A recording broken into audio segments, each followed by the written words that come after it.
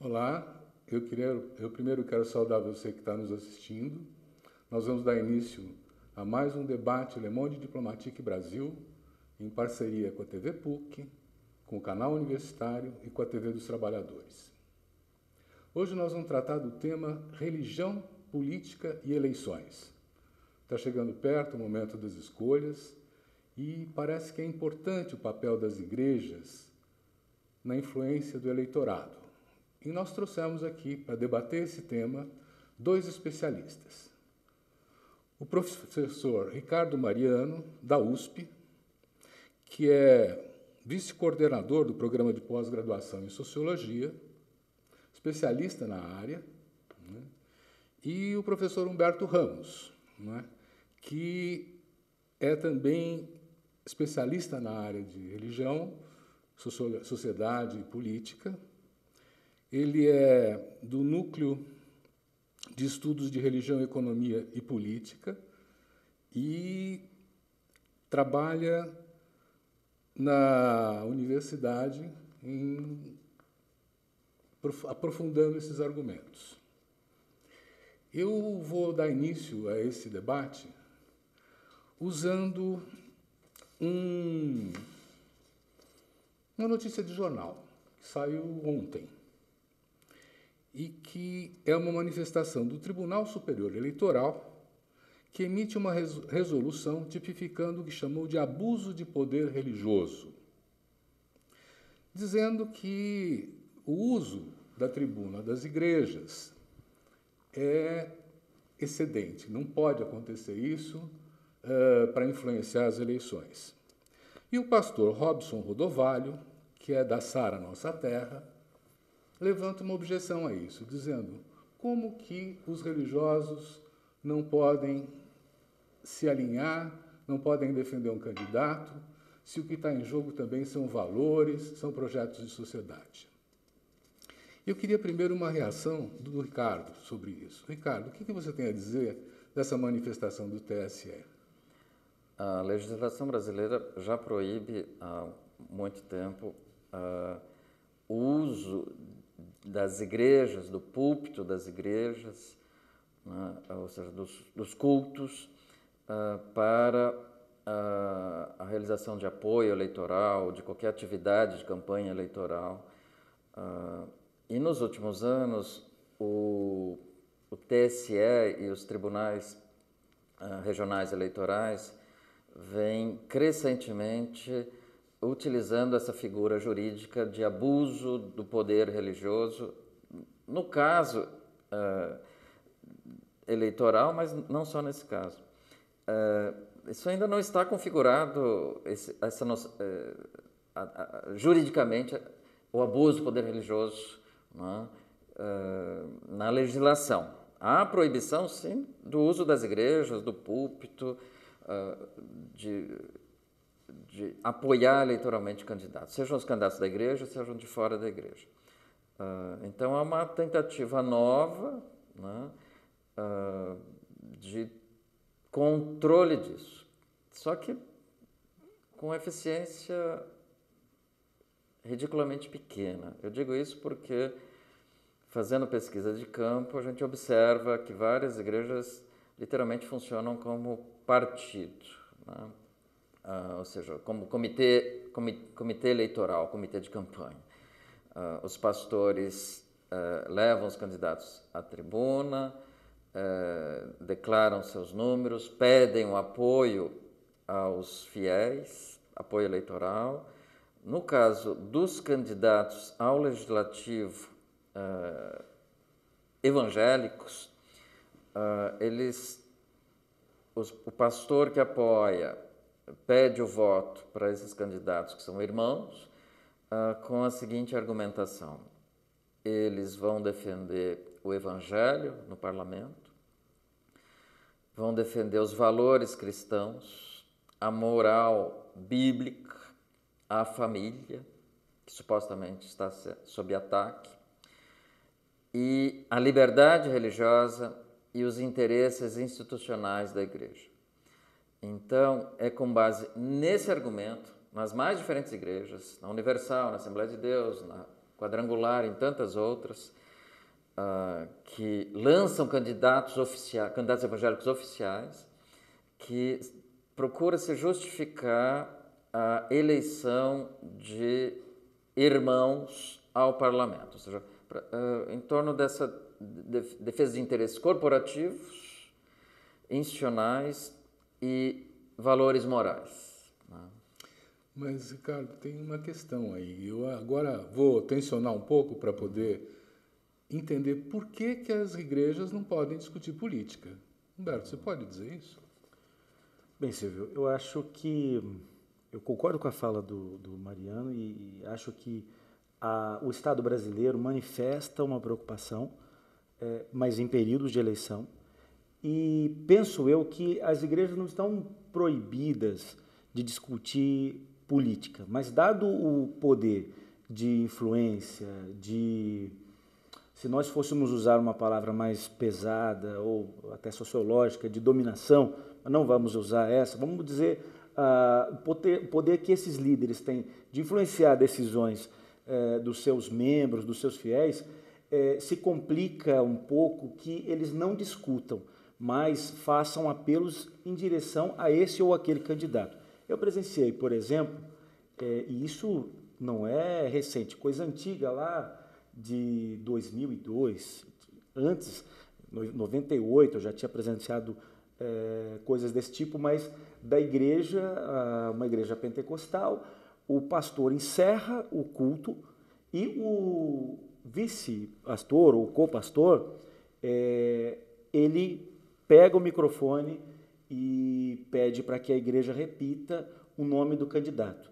Então, veja, ele tomou o cuidado de encerrar a celebração, o culto, o que é bastante curioso, mas as pessoas estão dentro daquele ambiente de, vamos dizer, como eles mesmo mencionam, de adoração, de devoção, de entrega, e o outro pastor pega, assume o microfone e repete o nome do candidato a vereador.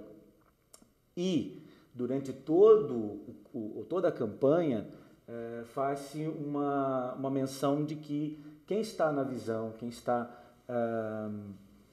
vamos dizer, caminhando de acordo com a vontade de Deus para aquela igreja, vai ser obediente. Aqueles que não são obedientes estão em situação de rebeldia, fora da bênção. Isso é uma coisa extremamente delicada. Tem pronunciamentos de pastores, por exemplo, que fazem parte da frente de evangélicos pelo Estado Democrático de Direito, que lançam cartilhas sobre o que de fato é importante para os cristãos nas eleições. Agora, isso é o quê?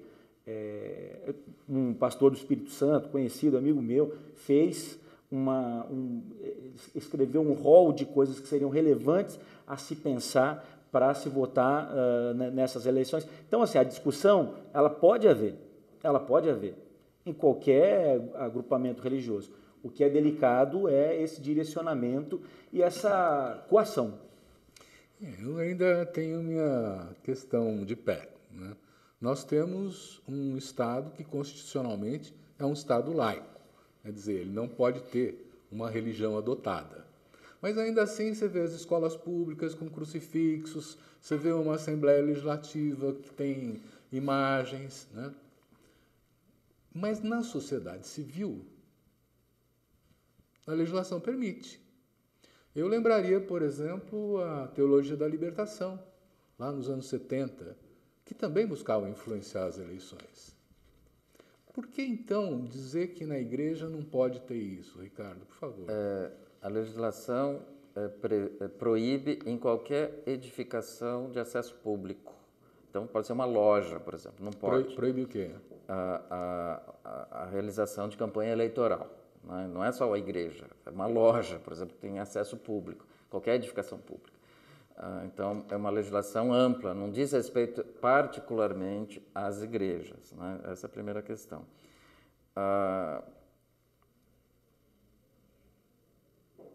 Em princípio, quer dizer,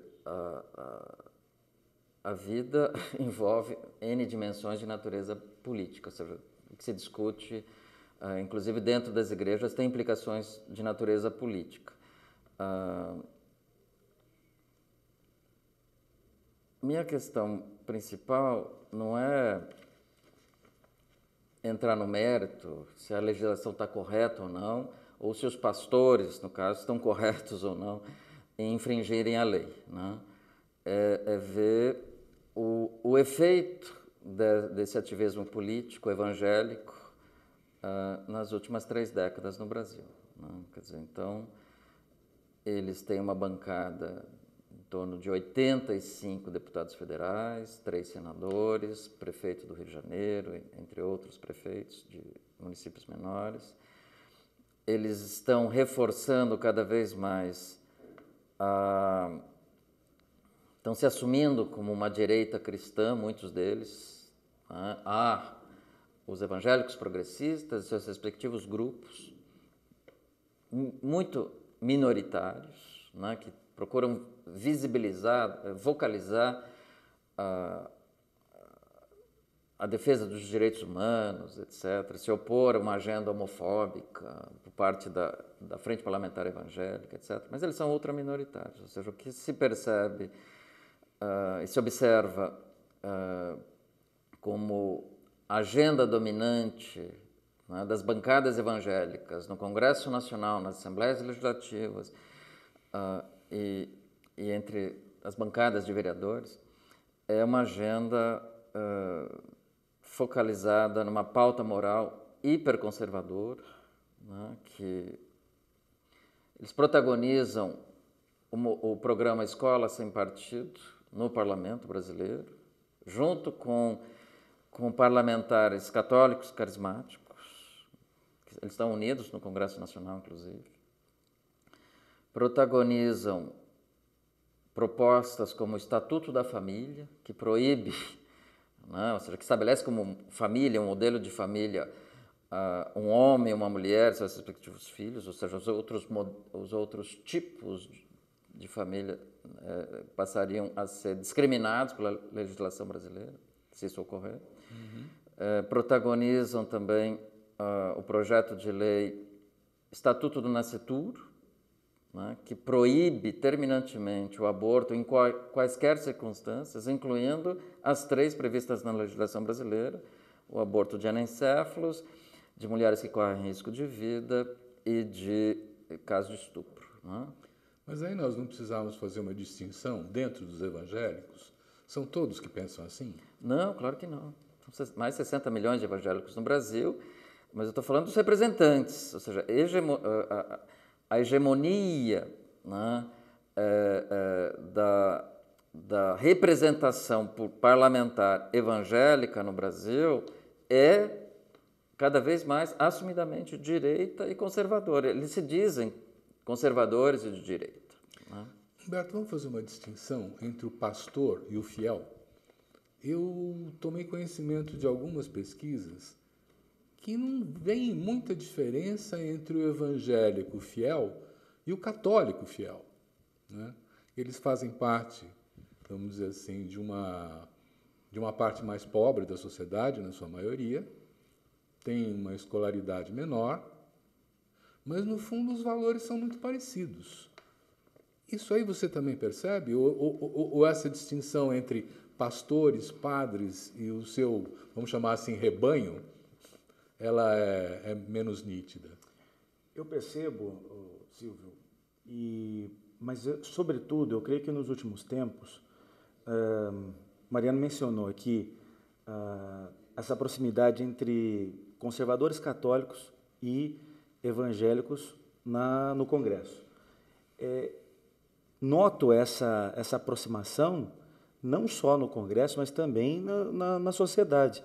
Uma forma de reação a determinadas políticas implementadas nos últimos anos, que a gente poderia chamar de progressistas, aproximou inclusive o discurso entre pastores e padres, ao passo em que nós encontramos pastores como Silas Malafaia transmitindo um vídeo de uma fala do padre, um padre muito conservador, ligado à figura do Olavo de Carvalho, padre Paulo Ricardo. Isso cria, creio eu, entre os membros, um desarme em relação ao outro, no que diz respeito a essa necessidade que o evangélico tinha de se distanciar do católico.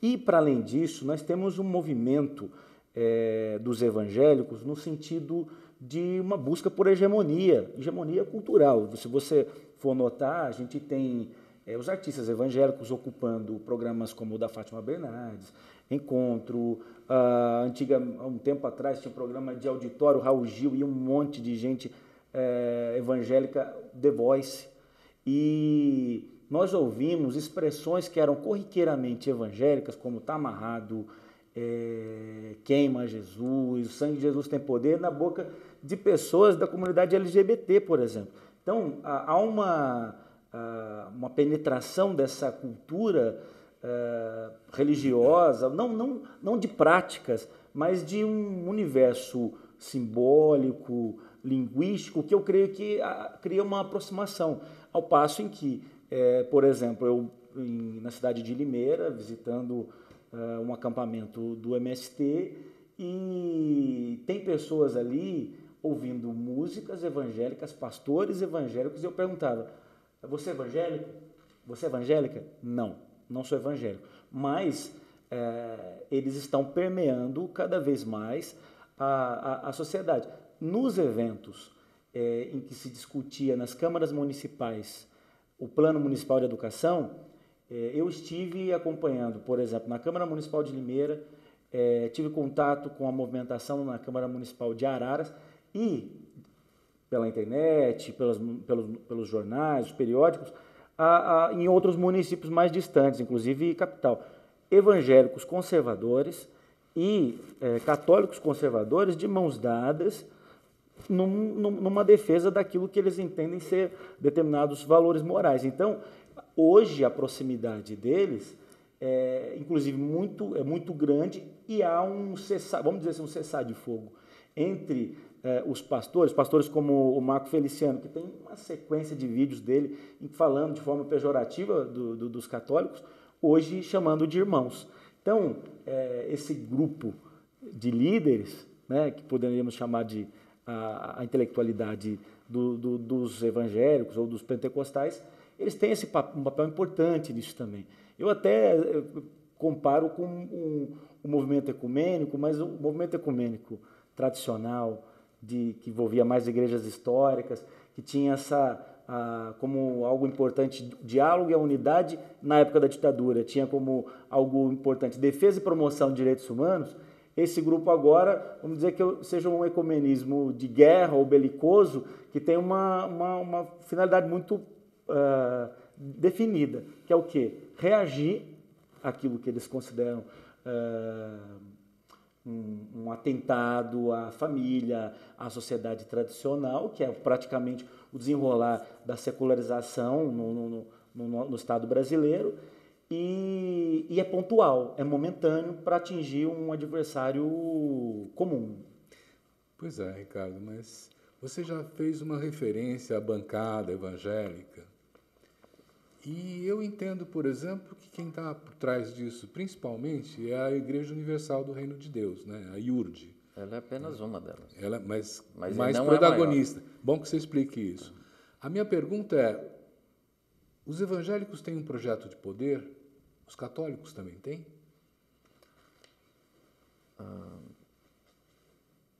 Eles têm um sonho, pelo menos desde os anos 80, de eleger um presidente da República evangélico.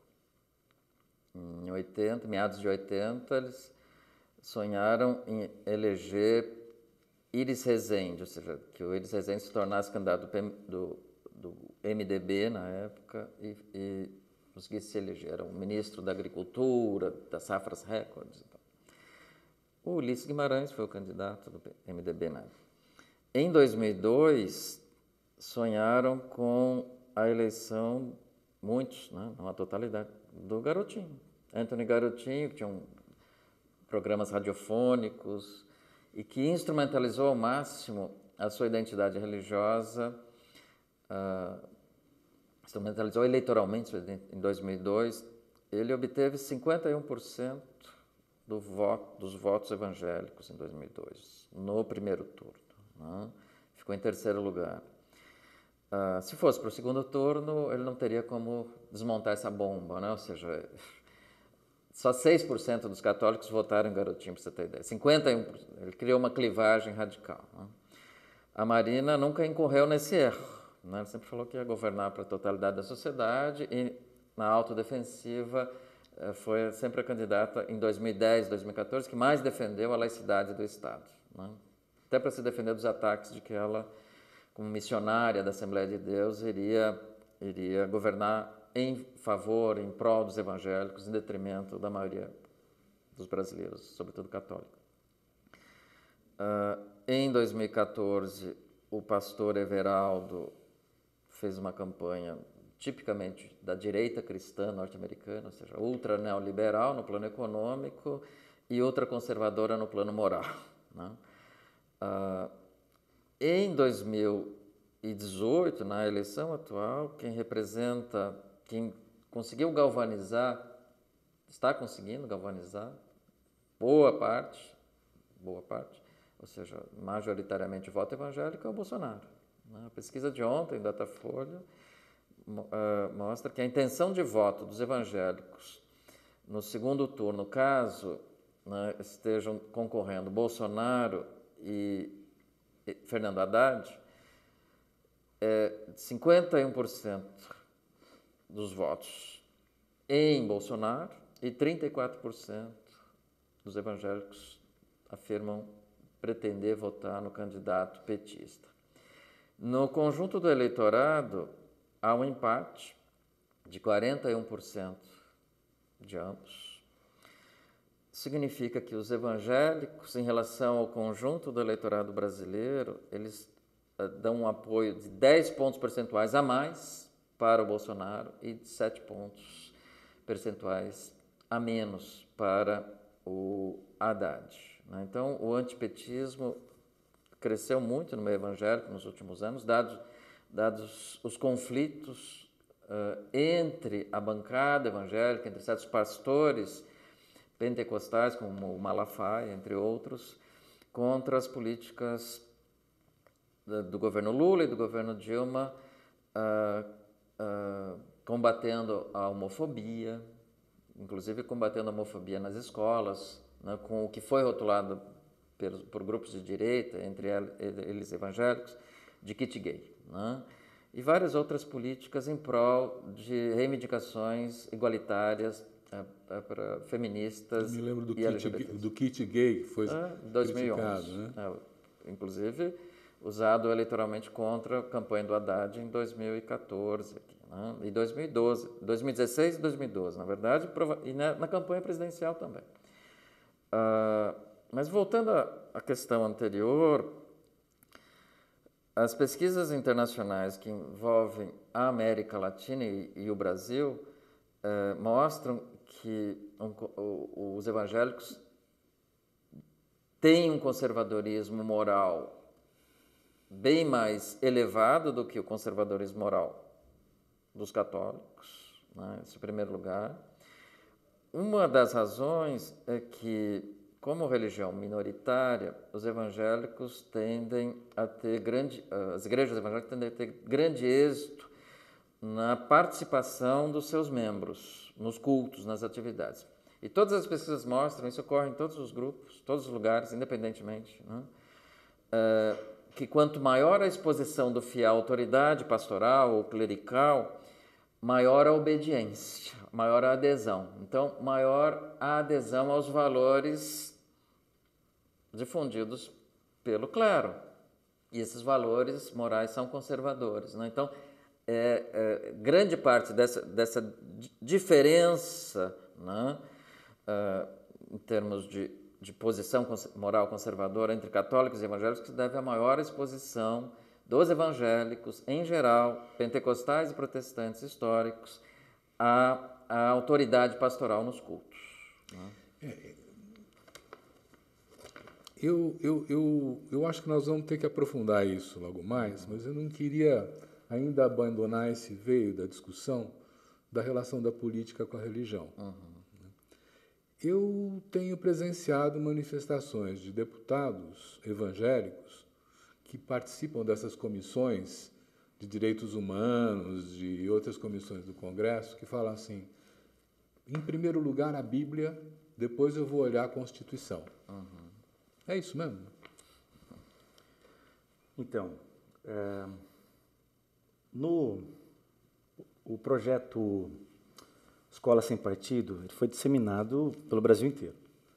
Eu tive numa Câmara Municipal do interior, em que ela foi ser discutida na Comissão de Constituição e Justiça daquela Câmara, e um dos vereadores parlamentares, ele disse assim, eu sou parlamentar, sou um advogado, ele é advogado também, e eu sei que isso aqui é inconstitucional, mas eu tenho que ser fiel aos meus princípios, eu tenho que ser fiel àquilo que eu vim defender aqui.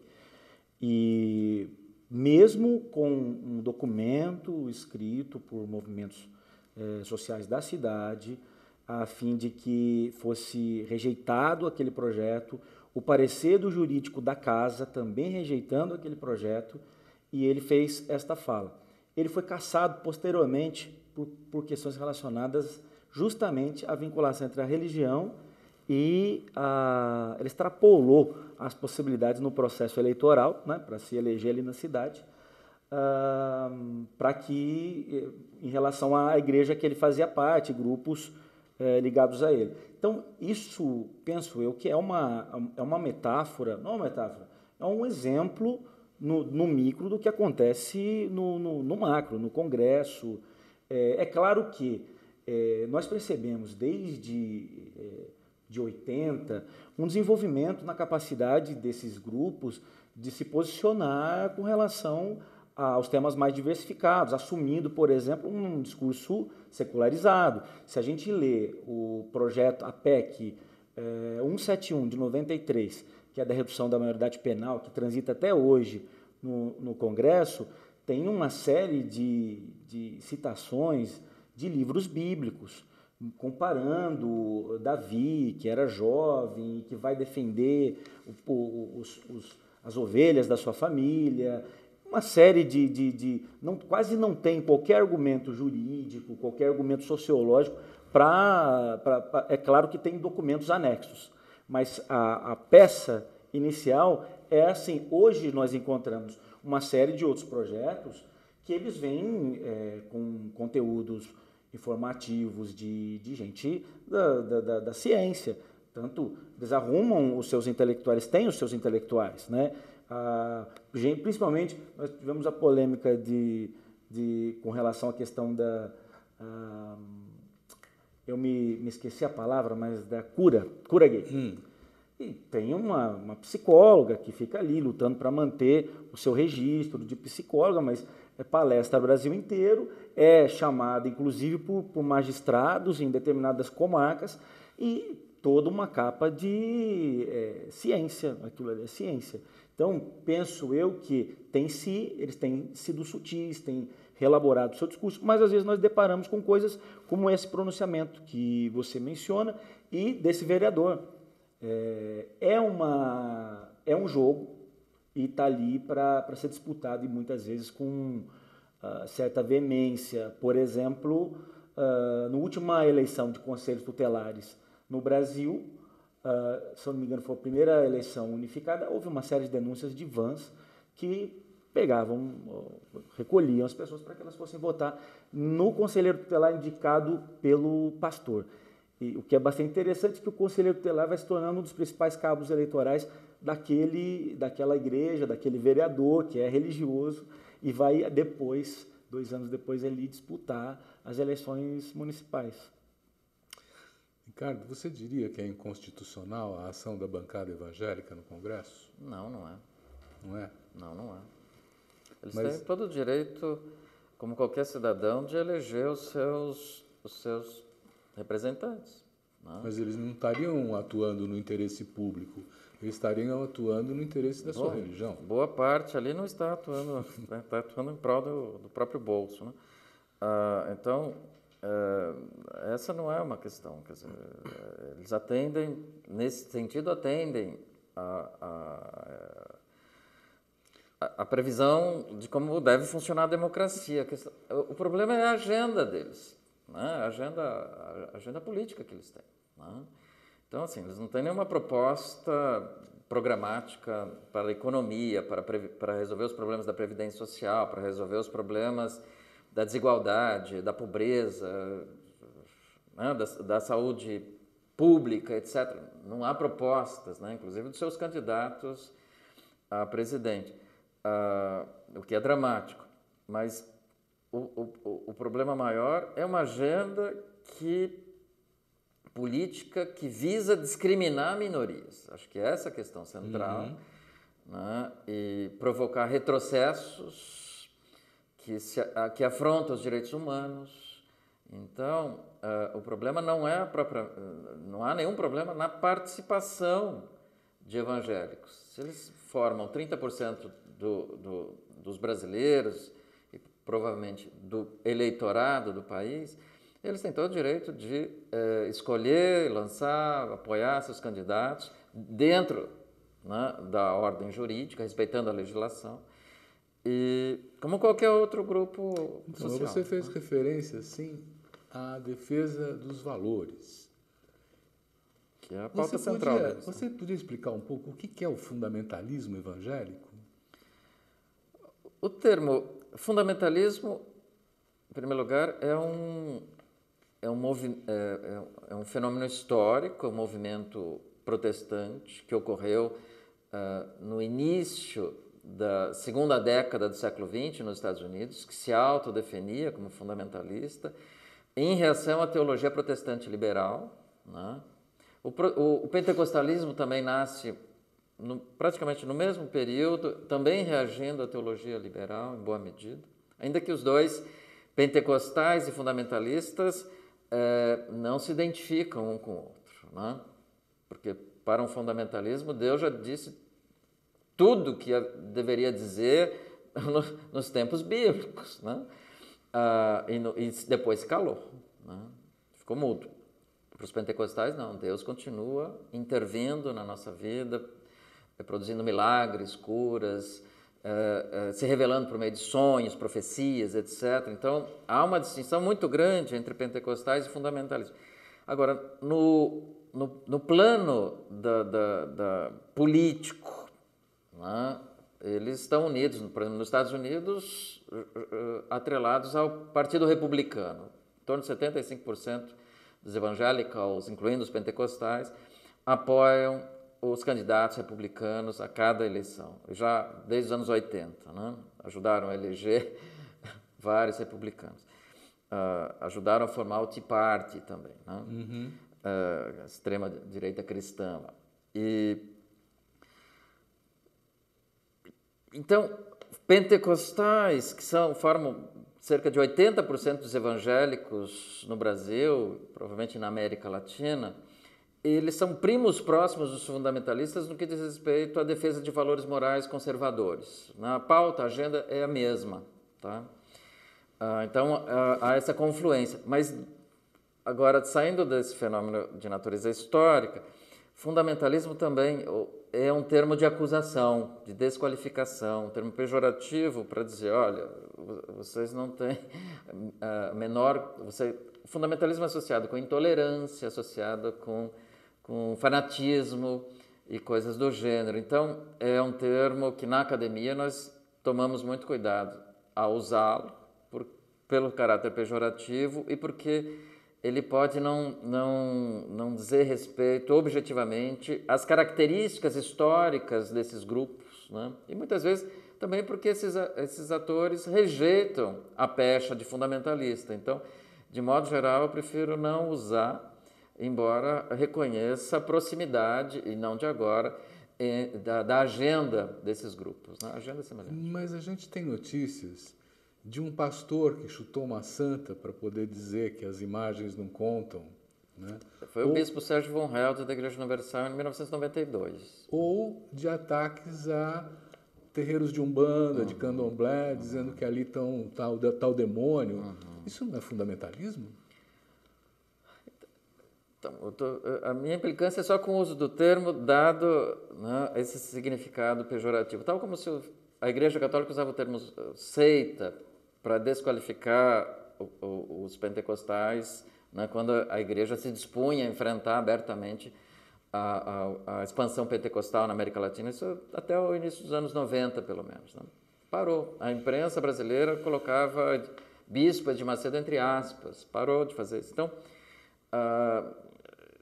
eu acho contraproducente porque não ele tem essa dimensão forte, essa carga fortemente negativa, né, pejorativa. Então, é preciso tentar descrever, sem tantos adjetivos pejorativos, o fenômeno. Então, existem traficantes evangélicos no Rio de Janeiro, né, destruindo terreiros. Traficantes evangélicos, sim.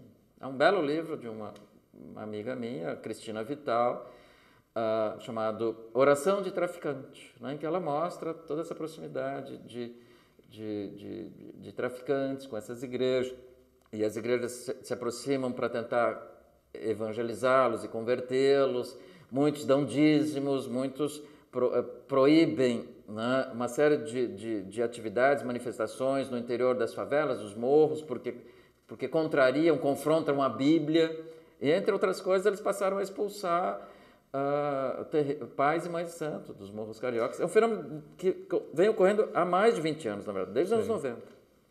Né? Humberto, eu percebo isso também em manifestações na sociedade, o que dá a impressão, vamos dizer assim, de que os evangélicos, eles não estão simplesmente tentando convencer o cidadão a adotar a sua religião. Eles estão disputando o espaço público mesmo. Você pega, por exemplo, a parada gay, logo depois da parada gay, eu acho que no fim de semana seguinte, tem uma manifestação de mais de 1 milhão de pessoas evangélicas. Né? Na verdade, você tem a Semana do Corpus Christi, aí temos, salvo engano, na quinta-feira, a Marcha para Jesus, e no domingo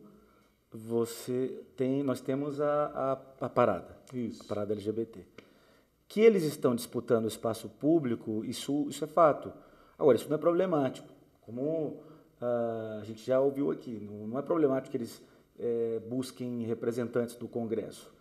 E nem dá para se dizer que todo evangélico é favorável ou se identifica com casos como o que o Ricardo mencionou dos morros, de traficantes evangélicos. Ao contrário, quando a gente faz uma menção assim, em uma roda de conversa, um espaço público, um curso, uma formação, sempre vem algum evangélico dizer, não tem evangélico traficante.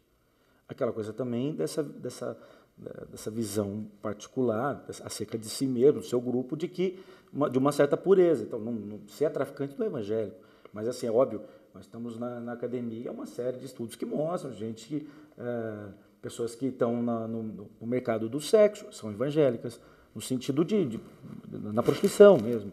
A criminalidade, né? Eu tenho um colega, o Wagner Marques, que também vai até beber da fonte da Cristina, dos trabalhos do Gabriel Feltran, e vai trabalhar essa questão de pessoas evangélicas envolvidas com o PCC, por exemplo.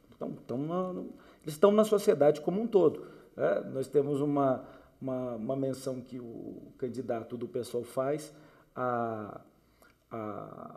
ao MTST, que boa parte, ele fala que mais da metade ali seriam evangélicas. Uhum. Eu fui na ocupação, por exemplo, lá de São Bernardo, porque eu queria saber se tinha dados. Eu não tinha a menor expectativa de encontrar o Guilherme Boulos ali, né? Mas em janeiro eu estive lá e encontrei algumas pessoas e eles falaram, olha, nós não temos um cadastro, mas tem muitas pessoas que são evangélicas, tem gente de todo tipo, eles têm lá um lugar separado para atividades religiosas, sejam católicas, sejam evangélicas, mas eu, caminhando por ali, eu pude ouvir as rádios que as mulheres que estavam ali naqueles barracos, lavando a sua roupa, a sua louça, estavam escutando, inclusive escritos nas próprias barracas, de versículos bíblicos, coisas que são típicas que a gente que está acostumado de evangélicos. Então, não há problema em que eles ocupem espaços da sociedade, disputem até mesmo a hegemonia político, social ou cultural. A questão delicada é não considerar a pluralidade, que é o mundo moderno, globalizado.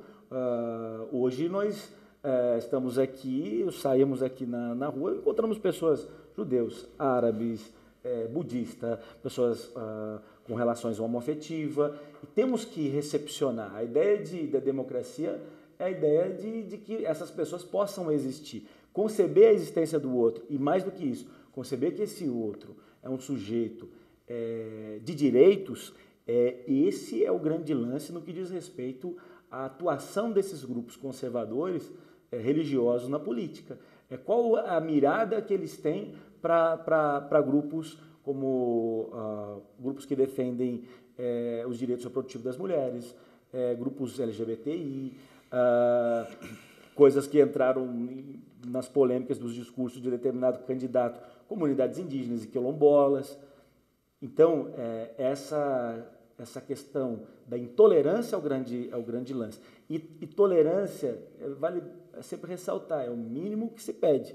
Não está se pedindo sequer como a tradição cristã pede, que é para amar o próximo. Só para você tolerar, no sentido, permita que ele exista e que exista com condições dignas de existência. A dignidade da pessoa humana. É interessante o que você coloca, porque o Movimento dos Trabalhadores Sem Teto, o MTST, como você mesmo reconhece, quer dizer, tem uma base também, que é uma parte importante evangélica. Sim, o MST também. O MST também. Né?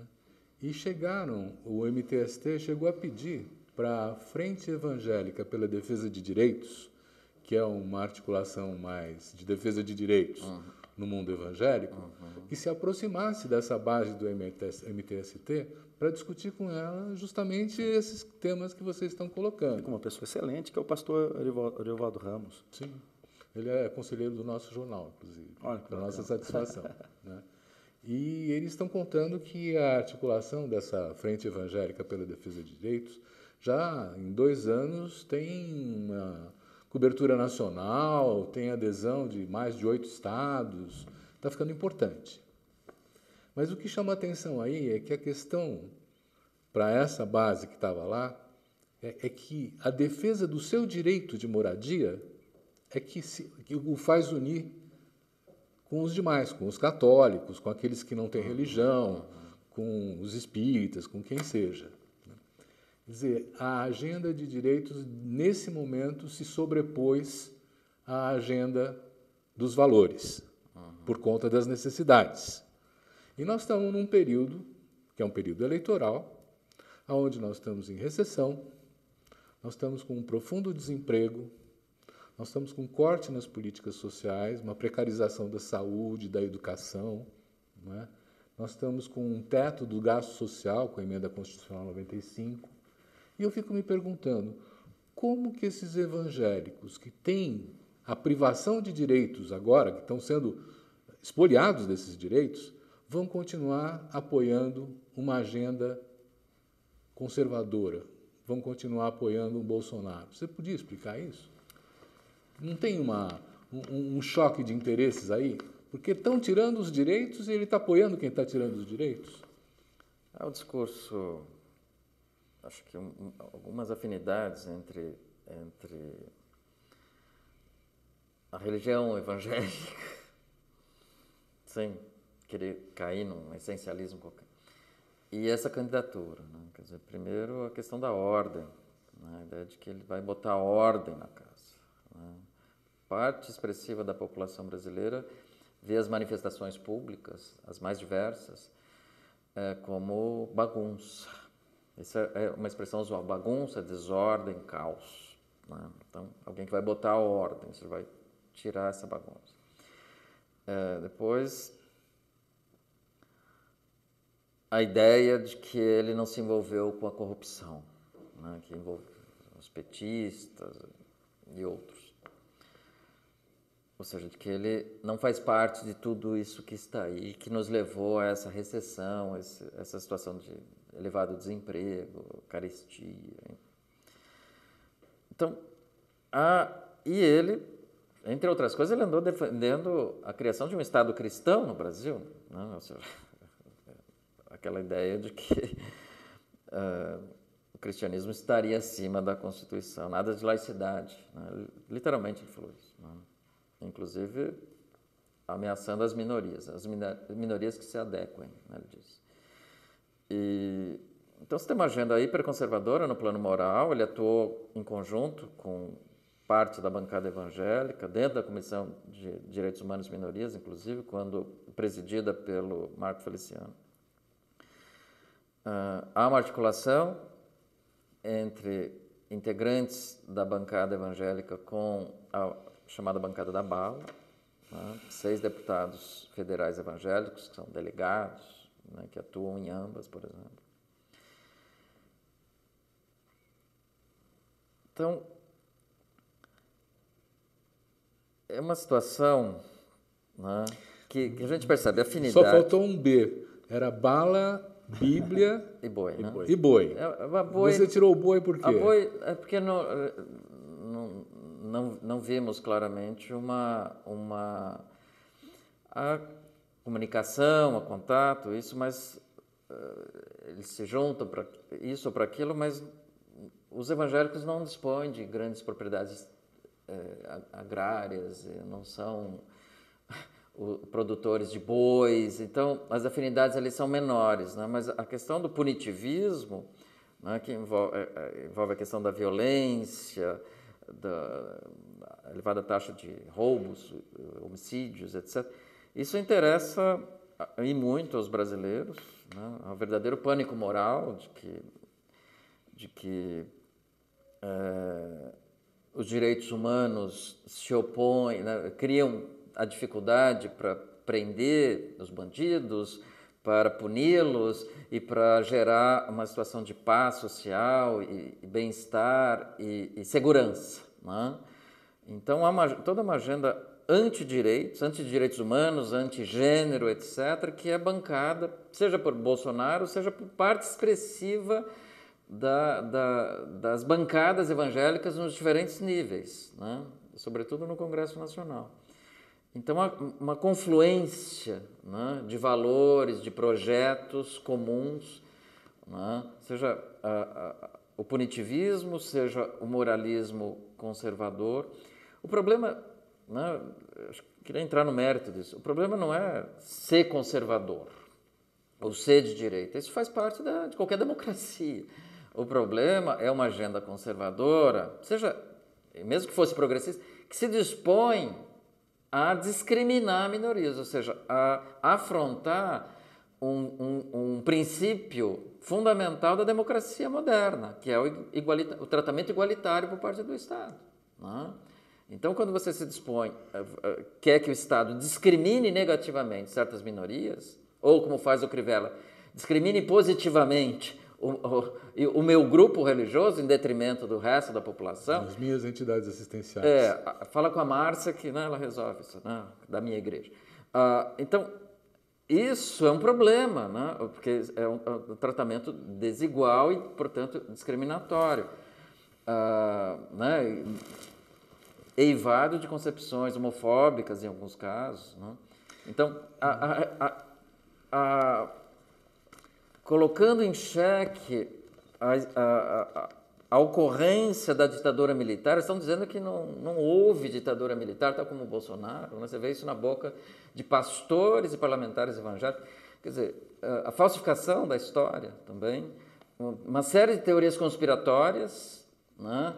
A difusão de pânicos morais os mais diversos, ou seja, dizendo que a esquerda, que eles rotulam de bolivarianista, que os movimentos feministas LGBT estão conspirando e tentando destruir a família, né? Que há uma ditadura gay no Brasil, né? Liderada por gaysistas, sobretudo de esquerda. Quer dizer, então, esses pânicos morais em torno da chamada destruição da família, etc., são muito difundidos por eles. Mas eu tenho aqui uma pergunta para vocês.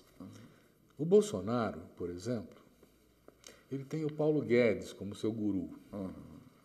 Não é o Paulo Guedes, é o Instituto Millennium que está por trás disso, né? Que são as linhas conservadoras que se fazem, inclusive, ponte com os Estados Unidos, financiado pelos irmãos Koch e outros aí, além do financiamento empresarial brasileiro. O que esse governo Bolsonaro propõe, aliás, não é só esse candidato que propõe essa agenda, é a agenda ultraliberal, é a agenda de destituição de direitos, né? De rebaixamento do salário, de precarização da previdência, de corte na saúde, na educação pública, é tudo que o pobre não quer, né? Esse apoio evangélico não está dando um tiro no pé? Humberto. Olha, eu me pergunto se o eleitorado evangélico está apropriado do que a gente se refere quando nós fazemos essas menções. Porque nessa toada que o Ricardo menciona, que o que eles acreditam ser, ou a propaganda que se faz da figura do Bolsonaro, de que ele não se envolveu com as corrupções, quando isso não é verdade. Ele tem uma série de denúncias, que ele esse candidato fora do sistema, que ele é honesto, que ele é favorável a valores da família. Nas conversas que eu tenho com eleitores bolsonaristas, eu vejo que é isso que aparece. Não se tem uma preocupação quando se pergunta e o que ele pensa para a economia. Não creio que essas pessoas estejam apropriadas dessas questões. E, aliás, algumas delas talvez estejam, mas, assim, acreditando no discurso também que tem já encontrado guarida no meio religioso evangélico, que é essa questão o Estado é muito grande, o Estado é corrupto, se corrompe ao chegar no Estado. O Bolsonaro, por exemplo, ele tem como referência, tem fotos do livro do autor, que é o Franklin Ferreira, um autor extremamente conservador, e o nome do livro é Idolatria do Estado. Ele não precisa sequer fazer um discurso muito elaborado, ele precisa tirar foto com o livro e fazer uma fala. É isso aqui que eu estou combatendo. E até mesmo percebo essa, vamos dizer, essa transmissão, essa troca de conteúdos que outrora não se tinha tanto entre pentecostais. Quando eu digo pentecostais, eu estou falando em geral, né? Inclusive os neopentecostais. E grupos tradicionais, porque esse Franklin Ferreira é um grupo de igreja tradicional, histórica, talvez os que a gente poderia denominar como aqueles fundamentalistas que o Mariano menciona do início do século XX. Mas eles estão com um intercâmbio de ideias, de conhecimento. Então, os pentecostais têm se desenvolvido na questão de formação, estão se graduando, estão lendo mais. Então, duas coisas. Eu me pergunto se eles estão apropriados e, quando estão apropriados relativamente, estão apropriados desse discurso, que não é, talvez, verificado, de que acreditar que o Estado fazer os direitos que a gente chama de direitos humanos de segunda dimensão, positivos, o Estado tem que fazer, tem que prestar para que a igualdade material aconteça, porque você tem a igualdade formal, aí carecemos da igualdade material. E então cria-se uma aversão, cria-se um discurso negativo no que diz respeito à intervenção do Estado, e o Bolsonaro se apresenta como quem vai libertar o povo brasileiro desse estado de corrupção que o Estado estaria. Você gostaria de também dar um palpite aí? Porque a minha pergunta é essa: é possível que uma agenda de direitos possa deslocar o voto evangélico ou não? Olha, certamente eles estão dando um tiro no pé, né, ao votar num candidato, porque as famílias dos estratos de mais baixa renda, escolaridade no Brasil, são as que mais, teoricamente, dependem e demandam, né, do Estado auxílio, soluções, né, ou seja, educação pública, saúde pública, etc. Né, além de todo o assistencialismo estatal. Então, há sim aí claramente tiro no pé, mas é um discurso muito vazio do ponto de vista econômico, por exemplo. O Bolsonaro diz o tempo todo, Eu desconheço economia, não é comigo.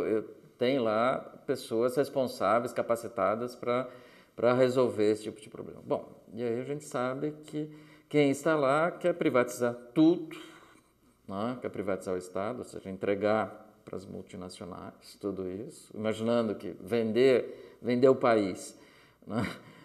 Para as multinacionais resolve os nossos problemas, né? Então,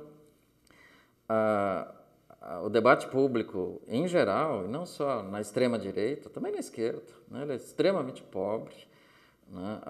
A nossa esquerda também não tem apresentado, né, propostas, projetos, programas consistentes para lidar com a Previdência, para lidar com N problemas.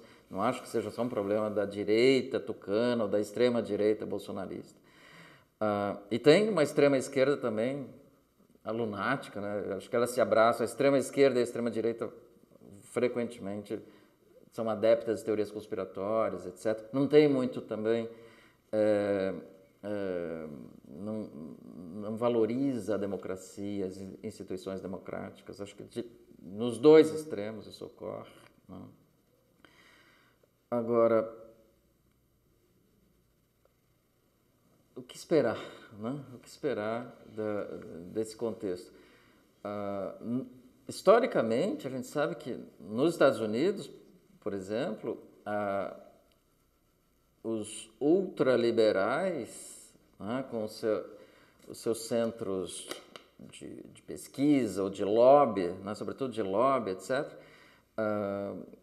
mega empresários, eles foram ampliar a capilaridade do seu projeto político-econômico e da sua ideologia liberal,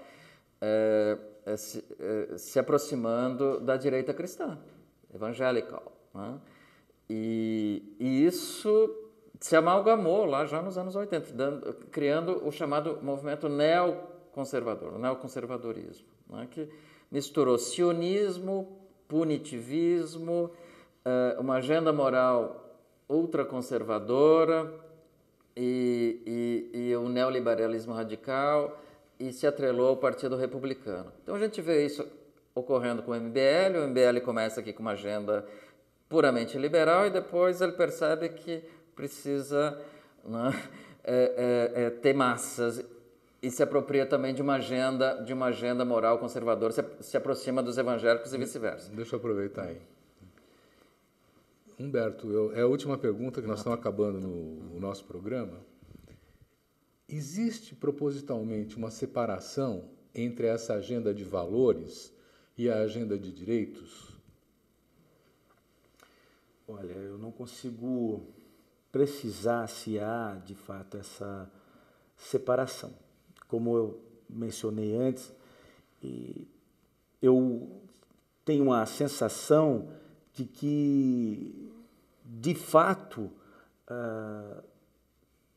por exemplo, a própria bancada evangélica, quando ela se elege, ela não se elege em torno de outros temas que não temas relacionados à moral, a essa busca por uma sociedade talvez pré-moderna, sabe, sei lá. Então, eu não consigo precisar se é intencional. Tá bom. Eu quero agradecer, então, muito a vocês. Infelizmente, nós acabamos, é 1 hora de discussão, mas conversa boa, rápida, né? Queria agradecer muito ao Humberto Ramos, que veio aqui presente, ao Ricardo Mariano, né? Sua importante contribuição para esse debate. E vamos seguir com os debates Le Monde Diplomatique Brasil. Aguarde o próximo. Obrigado.